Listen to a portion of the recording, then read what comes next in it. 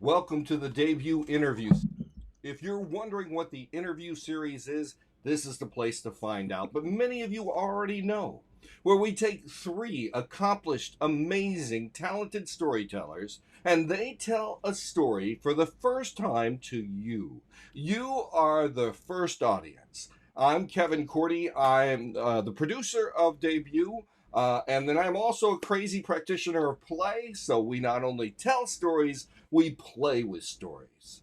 But we like to know a little bit about the tellers before debut happens. Many of you know the tellers personally, so maybe we'll dive in a little deeper. And I am so excited to have this next teller. This next teller, when he was 5 years old, the teacher asked him, "What do you want to be?" And he said he wanted to be a clown. Maybe not to wear the red nose, but to really promote laughter. And he has done it. Whether he's in San Francisco or his home base of Oregon or around his travels, both in video and in person, he has told stories that make you laugh and make you think about being human. He's got rave reviews, and he's a captivating, gifted dancer, storyteller, musician. That's all what I saw in print, but let me tell you what I know about this teller. He is as commanding in person on the stage as he is talking to you. His energy is lively, entertaining, dynamic, so much that I remember him from seeing him years ago that I said he must be on debut. He has playful energy, and has talked about the practice and just loves to make kids and adults laugh, but also knows the way to make them take a moment and think about their lives. He's not afraid to laugh himself and talk about the folly in the world. Ladies and gentlemen, it is a warm welcome to bring to you the one and only Rick Huddle. Hey, thanks, Kevin. I really appreciate it. That's a lovely intro. Hey, Nice to Rick, be I here. I so appreciate you being here on debut, and we're excited about it. Let me ask a question of you just to start out. Yeah. What brought you to story? You can answer it any way Well, you want. yeah, sure. When I was a kid, I just told you before we started our full interview, I just got back from camping, and when I was a kid, my dad would tell us stories around the campfire, and it was really a special time. He was a pretty quiet guy. He's very introverted, and so getting his attention and his get him to talk even was kind of rare as a kid. But sitting around the campfire, he would tell us stories, and I still remember some of these stories that he would make up about the marshmallows that like fell in the fire and came to life, and we would hear bugs, and he would tell us the stories, about how they came to be, and so that was, I guess, my introduction to storytelling as a listener, an audience member. And then when I worked at a preschool, my boss told me to take the kids and go do the kids who didn't take naps and go do something quiet with them. And so I started by just reading them books, and then that kind of evolved into storytelling and remembering back to my dad, and being able to have just this group of 4 or 5 4-year-olds listening to these stories and connecting with them in that way just um, was really special. And so then I decided to do it more and more professionally, and yeah, make a living out of it eventually. And we need to bottle that energy of 4 or 5 years old. So that really, I mean, if storytellers could capture that, it's Right. just amazing. I'm reminded. Herb Gardner wrote a play called "I'm Not Rappaport," and it's an African American and a Jewish American sitting on a park bench in Central Park every day. One of them, and I can't remember, tells them they're someone else. And the last day, he says, Uh, for 365 days, for 11 years, you've told me some different story. Who are you? And he ends up saying, I'm really just a factory worker or I'm something this. But then Uh, one thing he says is, I can be someone else through the stories. And mm-hmm. so, do you respond to that? Yeah, I mean, it's funny. I think as a storyteller, there's like that. There's the dichotomy of like diving into character when you're telling a story, and then also trying to be yourself when you're doing more of the narration, and connecting to people to let them know that you're still there, and you're not some just BSing them. That it's a real person telling you a story. I think is a neat aspect of storytelling. And but I do love, yeah, being all these different characters and using silly voices and it's and physicality that helps me a lot too. I think it's fun. It's just fun. It's playful, and I really enjoy that part of it. But then I think it's also fun for the audience. So. I know that J. O'Callahan once said that the story's working when you disappear and it's all in the kids' heads. But at the same Mm-hmm. time, what you're just now saying is, hey, add some funny voices so they can get there quicker, right? Right, right. And I There's found with definitely kids, that's what they remember sometimes. They're like, you're down the mm, hall, you're no longer Rick Huddle, you're the man who can sound like a horse. right.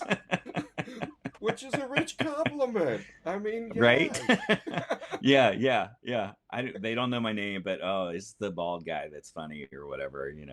It's that funny Exactly. man. And I've Mm-hmm. told in high Mm-hmm. schools when a teenager steps out and goes and mimics your voice, what a compliment.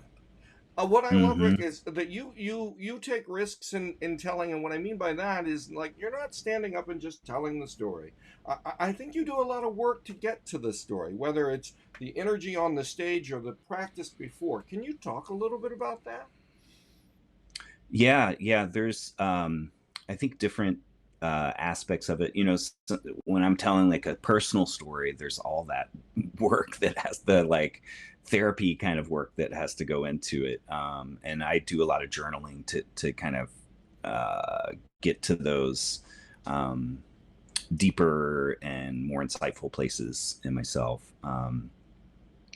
And so I think that's part of it. And then telling like a folk tale or other or a historical story even, there's the part of kind of research and making sure um, that I understand the point of view of those different characters and know enough about the history of the culture that the story is coming from, that it's both authentic, and then also kind of relates to the here and now. I think um, it's important for me to, when I'm telling a folk tale, to make sure that it really connects with our audience members. That it makes sense. And I think that takes a lot of work sometimes to really like, why would whatever the farmer, why would he go back to the house after he's just been robbed 2 times, or after the chicken scratched him, or whatever it was, like figuring out a motivation for them that makes sense to our current listeners. I was listening to a story yesterday with Jessica Robinson's Better Said Than Uh-huh. Done. Yeah. Pedrick Cullum, I hope I get the name right, but he was telling the story and he stopped the story and he said, he just went on a whole rant of why would that person keep going in the bag, and it was absolutely hilarious. It's like every storyteller who wants to yell that, he put it Right. out front in the tale. It was called Butterball, and it was just great. Okay. And so, playing with stories like that, when you're on stage, there are moments that you change the story or you wait. I don't think you plan for laugh lines. I mean, sometimes they come as a Right. result. when you're playing on stage, how do you know you're responding to the audience? Yeah. Well, I guess I'll give kind of the anti example of that. Um, I was doing this one school year. I went all over the country doing kind of the same show, uh, for 9 months. And it was a mixture of songs and stories, but there were just two or three stories in the show. And so I did it, I don't know, a couple hundred times over the 9 months. And about 3 or 4 months into it, I was like, okay, this is the funny part. Here we go. I'm just like this wolf, and I'm gonna do this like and it's gonna be really funny. And then it was like crickets out there, and I was like, oh, I'm not, being authentic, and I'm not being in the moment. I'm like waiting for it, and so um, that was a real reminder. Like, oh, you can't pause for the laugh line, and that you have to be in that moment each time. Otherwise, you're not connecting with people.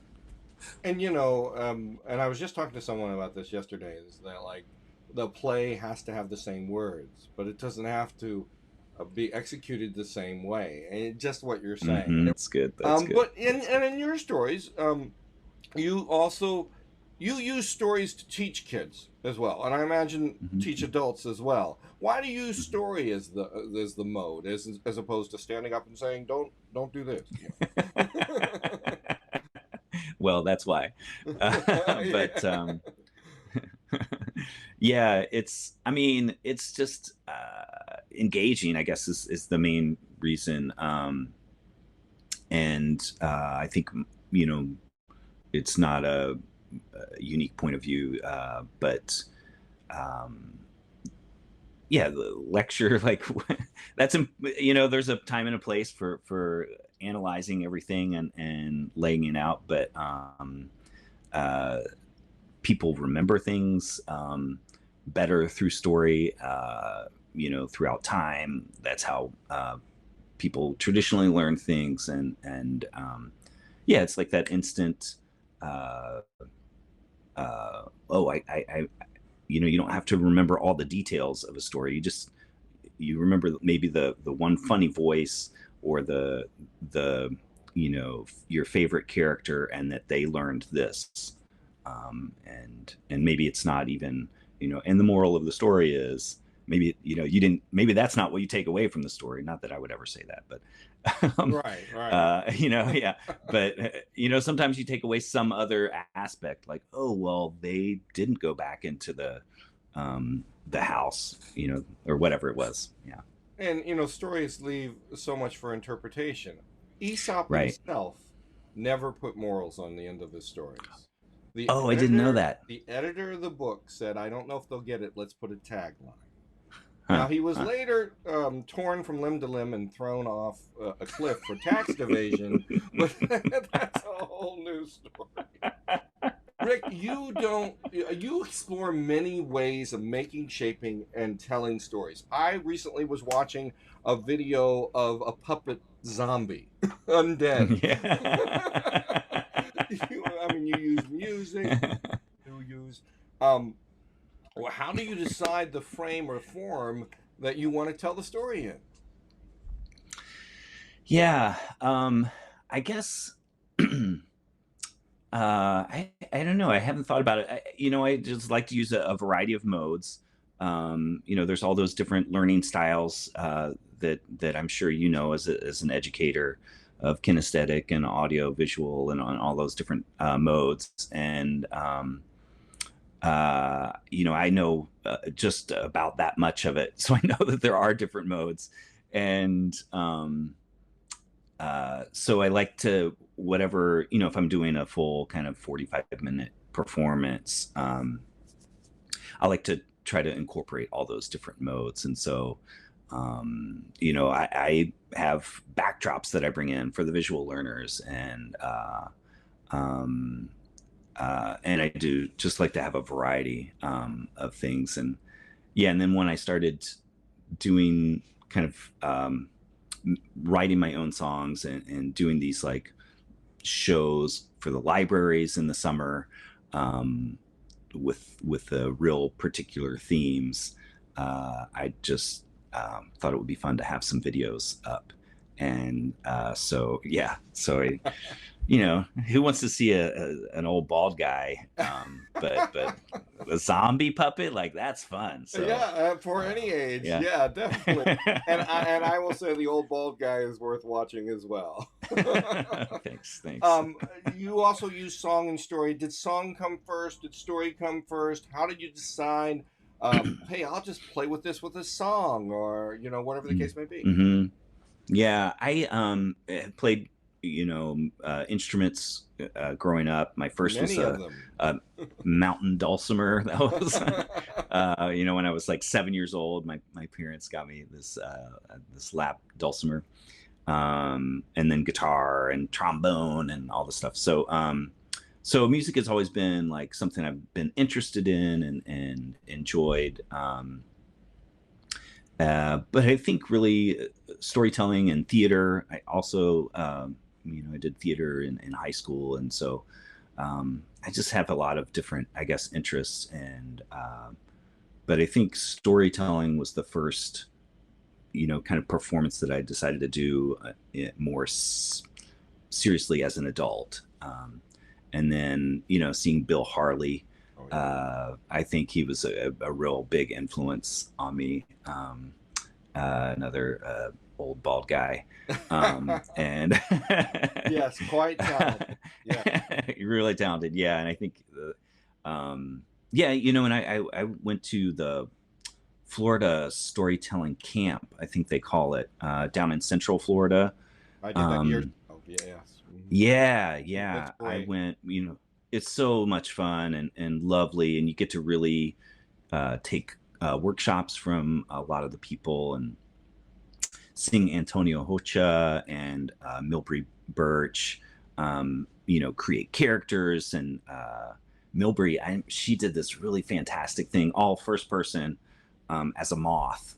And she just stood up she sat on a stool. And I don't remember anything about the story, now, but it was just a really, but I remember being really engaged and enjoying it, and how it's nice to see this variety of types of performance. You mentioned Antonio. We've only teased this, but he's going to come to a special debut to talk about his coaching technique, and you're more than invited. We're going to take Thanks. two people. We're going to coach. We're going to talk. We're going to announce that at the end of the month, but we're kind of announcing it now.